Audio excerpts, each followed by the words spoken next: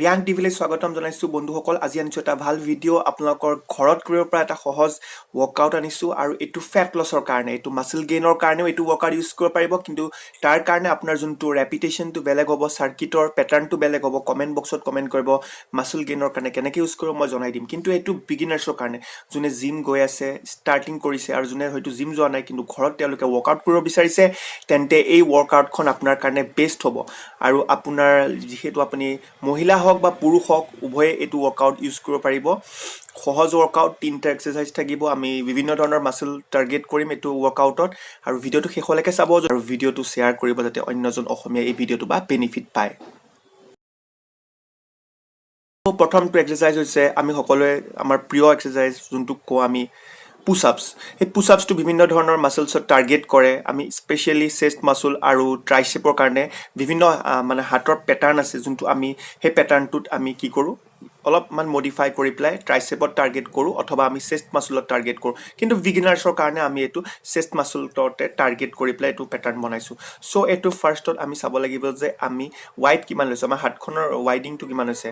চ' এটা এনেকুৱা স্পেচ ল'ব যে হাতখনটো আমি চেষ্ট মাছলৰ কাৰণে টাৰ্গেট কৰিছোঁ, ক্ল'জ নহয়। আৰু লগতে আপুনি ফিটটো চাই লওক, ফিটটো এপাৰ্ট কিমান ডিষ্টেঞ্চত এপাৰ্ট হ'ব লাগে। আৰু যেতিয়া আপুনি হ'ব ইয়াতে কোনো ধৰণৰ কোজাকুজি নহ'ব, যেনে ষ্ট্ৰেইট পাৰপেণ্ডিকুলাৰত আপুনি থাকিব পাৰে, এটা লাইন বনাই ল'ব আপোনাৰ যোনটো দেহাটোত, সেই দেহটোত এটা লাইনটো মেইনটেইন কৰি ৰাখিব। আৰু তলত অহা সময়ত আপুনি উশাহটো ধৰিব আৰু ওপৰত যেতিয়া আহিব তেতিয়া উশাহটো এৰিব। এইটো পেটাৰ্ণত আপুনি প্ৰথমটো ৱৰ্কআউট কৰিব। এইটো হৈছে পুছআপছ। এইটো আপোনাৰ চেষ্ট মাছলটো ডেভেলপ কৰিব, লগতে আৰ্মছত টাৰ্গেট কৰিব, আপোনাৰ শোল্ডাৰ মাছলত টাৰ্গেট কৰিব, আপোনাৰ এপছতো ই বিভিন্ন ধৰণৰ হেল্প কৰিব। ৱৰ্কআউট পেটাৰ্ণটো লাষ্টত ক'ম, এতিয়া জাষ্ট এক্সাৰচাইজকেইটা চাই লওক। নেক্সট এক্সাৰচাইজটোলৈ আহোঁ। এইটো হৈছে স্কোৱাট, আৰু মোৰ বিৰাটেই ফেভৰেট ৱৰ্কআউট হয় স্কোৱাটটো। এইটো আপোনাৰ অভাৰঅল বডিৰ কাৰণে বিৰাটেই ইম্পৰ্টেণ্ট এক্সাৰচাইজ। মই আগেও কৰি গৈছোঁ, আগতে বহুতকেইটা ভিডিঅ' বনাই গৈছোঁ মই স্কোৱাটৰ ওপৰত। চ' স্কোৱাটটো আমি কৰিম, ফ্ৰী স্কোৱাট কৰিম। ষ্ট্ৰেইট পজিশ্যনত থকাটো অত্যন্ত প্ৰয়োজনীয়, আৰু বিশেষকৈ আমি যিহেতু কোৱাড্ৰিচেপত এইটো টাৰ্গেট কৰি আছোঁ, কোৱাডছ মাছল, যোনটো one of the biggest muscles of our human body. So' কোৱাডছত আমি টাৰ্গেট কৰি আছোঁ। ষ্ট্ৰেইটত আমি যেতিয়া যাম, এতিয়া 90 ডিগ্ৰী নহয়, 90 ডিগ্ৰীতকৈ অকণমান আপ পজিশ্যন আমি হোল্ড কৰি আকৌ আপ, মানে আকৌ ওপৰত উঠিম।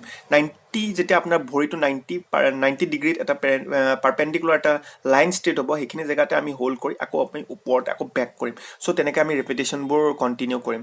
এইটো মহিলাসকলৰ কাৰণে বিৰাটেই ইম্পৰ্টেণ্ট, এইটো অকল পুৰুষসকলৰ কাৰণে নহয়। স্কোৱাট হ'ল ছেকেণ্ড এক্সাৰচাইজ। থাৰ্ড এক্সাৰচাইজটো হৈ গ'ল আপোনাৰ প্লেংক। প্লেংকটো হৈছে one of the best exercise that has ever been found in exercise anatomy. So' আপোনাৰ প্লেংকটো আগতে ইমান ইম্পৰ্টেণ্ট আছিল, কিন্তু আজিকালি প্লেংকৰ বহুতেই ইম্পৰ্টেণ্ট যোনখিনি পইণ্ট ওলাই আহিছে, ৰিচাৰ্চত দেখা গৈছে, ই আপোনাৰ অভাৰঅল কণ্ডিশ্যন কৰিব, আপোনাৰ এবছ মাছলটো ই ডেভেলপ কৰিব, ই টাইট কৰিব আপোনাৰ ক'ৰ মাছলছ, যোনটো আপোনাৰ চেষ্ট মাছল হওক, আপোনাৰ এবছ হওক, আপোনাৰ অভাৰঅল ই আপোনাক কি কৰিব, টাইট কৰিব। চ' আপুনি বিগিনাৰ্ছ হ'লে 30 ছেকেণ্ডলৈকে আপুনি যাব, হোল্ড কৰিব। আৰু যদি আপুনি কি হয় ইণ্টাৰমিডিয়েট হয়, 60 ছেকেণ্ডলৈকে আপুনি হোল্ড কৰিবলৈ ট্ৰাই কৰিব। কেতিয়াও আপুনি যোনটো ষ্ট্ৰেইট লাইনটো দেখিছে, ষ্ট্ৰেইট লাইনটো মেইনটেইন কৰিব, কেতিয়াও হিলাহিলি নকৰিব কৰি থকা সময়ত। আৰু নিজকে আপুনি প্ৰুভ কৰক যে আজি মই 10 ছেকেণ্ড কৰিছোঁ, কাইলৈ 20 ছেকেণ্ডলৈ নিম, 30 ছেকেণ্ডলৈ নিম, এনেকৈ আপুনি বঢ়াই গৈ থাকিব। এই 3টা হ'ল এক্সাৰচাইজ, আৰু এইকেইটা কেনেকৈ ধৰণে কৰিব লাগিব ফেট লছৰ কাৰণে আমি ডিছকাছ কৰি আছোঁ। চ' ভিডিঅ'টো শেষলৈকে চাব। যিহেতু এইটো ফেট লছৰ কাৰণে মই প্ৰিপেয়াৰ কৰিছোঁ, আমি এইটো চাৰ্কিট ফেশ্বনত কৰিম। প্ৰথমতে আমি পুছআপছ কৰিম। বিগিনাৰ্ছ হ'লে আপুনি একদমেই যদি ৱৰ্কআউট ষ্টাৰ্ট কৰা নাই, অলপ গাটো ফ্ৰী কৰি ল'ব, অলপমান জগিং কৰি ল'ব, তাৰপিছত আপুনি ষ্টাৰ্ট কৰিব। 5টা আপুনি ৰেপিটেশ্যন কৰিব পুছআপছ, লগতে আপুনি নন ষ্টপ 5টা কৰিব স্কোৱাট, আৰু তাৰপিছত আপুনি 10 ছেকেণ্ড ৰখিব। ট্ৰাই কৰিব প্লেংক পজিশ্যনত 10 ছেকেণ্ড, মই কৈছোঁ বিগিনাৰ্ছৰ কাৰণে। আৰু যিসকলে অলৰেডি এইবোৰ কৰিছে আগতে, তেওঁলোকে হয়তো 20টা পুছআপছ কৰিব, তাৰপিছত 20টা স্কোৱাট কৰিব, তাৰপিছত হয়তো 1 মিনিটলৈকে তেওঁলোকে প্লেংক কৰিব। সেইটো হৈছে এটা চাৰ্কিট। এই চাৰ্কিটটো আপুনি যেতিয়া কৰিব, চাৰ্কিটটো কৰি আপুনি 1 মিনিট ৰেষ্ট ল'ব, তাৰপিছত আকৌ ৰিপিট কৰিব, 1 মিনিট ৰেষ্ট ল'ব, আকৌ ৰিপিট কৰিব। সেই ৰেষ্ট লোৱা সময়ত আপোনাৰ যদি পিয়াহ লাগে, অলপমান পানী চিপ বাই চিপ ল'বলৈ যত্ন কৰিব। আৰু যদি আপুনি বিগিনাৰ্ছ হয়, আপুনি হতাশাত নুভুগিব।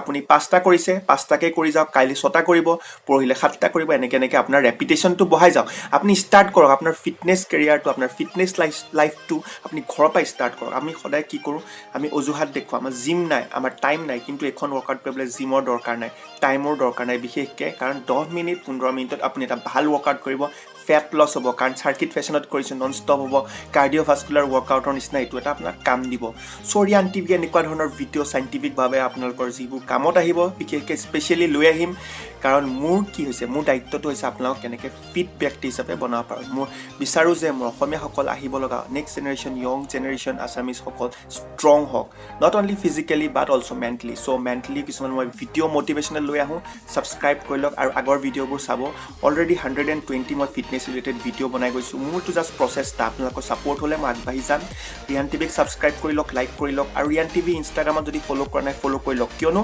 তাত মই ভাল কিছুমান ডায়েট টিপছ ডায়েটৰ ভিডিঅ'জ কিবাকিবি মই লৈ আহোঁ আৰু কি হ'ব এই সজাগতা মিছনটোত আপোনাৰ একদম ছাপৰ্টৰ প্ৰয়োজন সেইকাৰণে আজিয়ে ছাবস্ক্ৰাইব কৰি লওক ভিডিঅ'টো কেনেকুৱা পালে কমেণ্ট বক্সত জনাব শ্বেয়াৰ কৰিব আৰু আপোনাৰ কেনেকুৱা মতামত মোক কমেণ্টত দিলে মই ভাল পাম সজাগ অসম সজাগ ফিটনেছ জয় আই অসম